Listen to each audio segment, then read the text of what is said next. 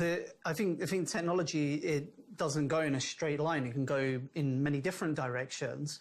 The danger is that the technologists now who are building these technologies, they lose sight of like what is the end goal, like where are we heading towards?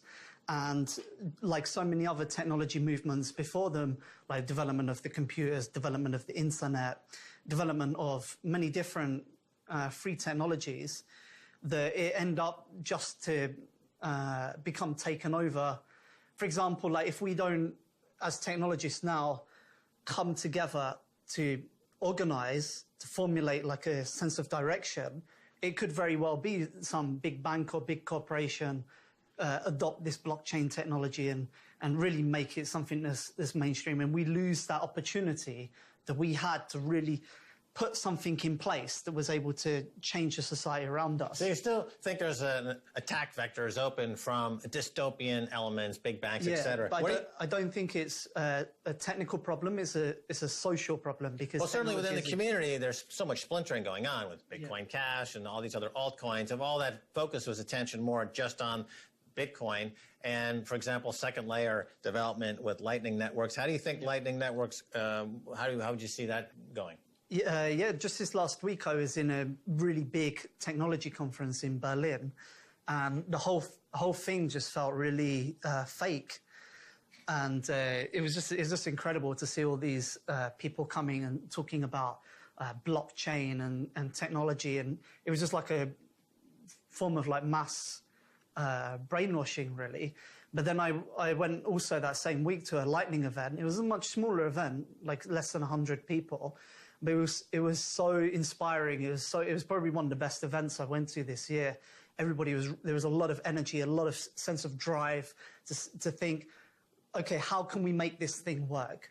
And that's the point I'm trying to get at, is that the technology have a potential inside of it, is there waiting for us to take it and to use it on the world to change the world in some way. But we have to be conscious of that. And it's not something that's going to happen automatically.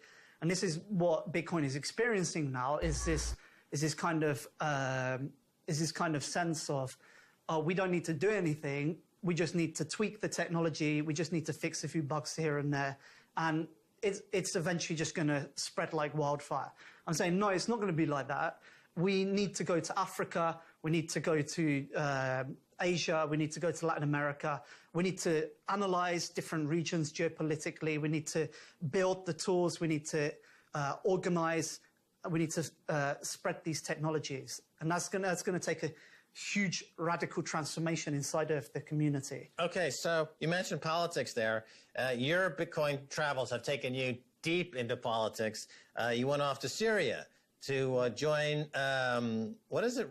Rojava as an economic advisor, and you ended up fighting ISIS. Yeah. Now we've got about a minute and a half left.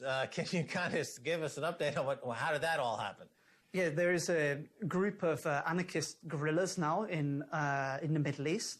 They crossed over into Syria and started to organize the local population. And this is a force that really has the potential to transform the entire makeup of the Middle East. And it's one of the biggest opportunities the anarchists have had in the last 100 years. And now in Rojava, they've started a technology program, and they're very interested in cryptocurrencies and also the tools for digital governance and economic resource management. So that's a place with a huge amount of potential. But there's a lot of work that needs to be done to actually build the technologies to enable Bitcoin and other cryptocurrencies to be able to scale to a national level. Right. So here you are taking this crypto utopianism, one could call it, and introducing it in one of the most politically hot spots in the world. And how was the reaction locally? A lot of the people, in Rojava have full support of the administration. A lot of the people understand cryptocurrencies and the potential of it. It's just that Bitcoin and all these technologies we're building, they're not ready yet to serve on a national scale. A lot of the people developing these products right now are developing it for individuals. There's a huge amount of work that needs to be done in terms of telecommunications, in terms of infrastructure, different software technologies, hardware.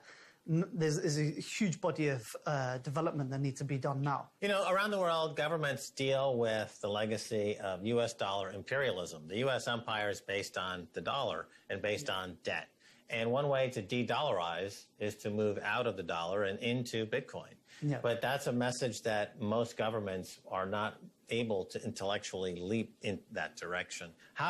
Is that what you've observed as well? Well, in Rojava, they recognize that cryptocurrency is a very important tool for their economic political program, which is about decentralization of the economy.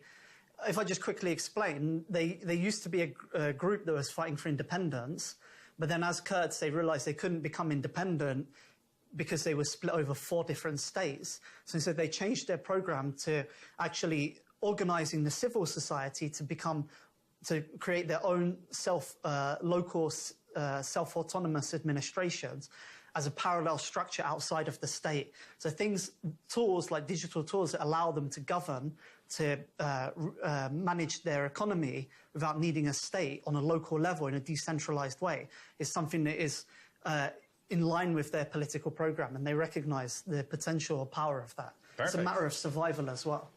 All right, Amir Taaki, thanks so much for being on the Keiser Report. Thank you. Well, that's going to do it for this edition of the Keiser Report with me, Max Keiser, and Stacey Herbert. I'd like to thank our guest, Amir Taaki. If you want to reach us on Twitter, it's Keiser Report. Until next time, bye, y'all.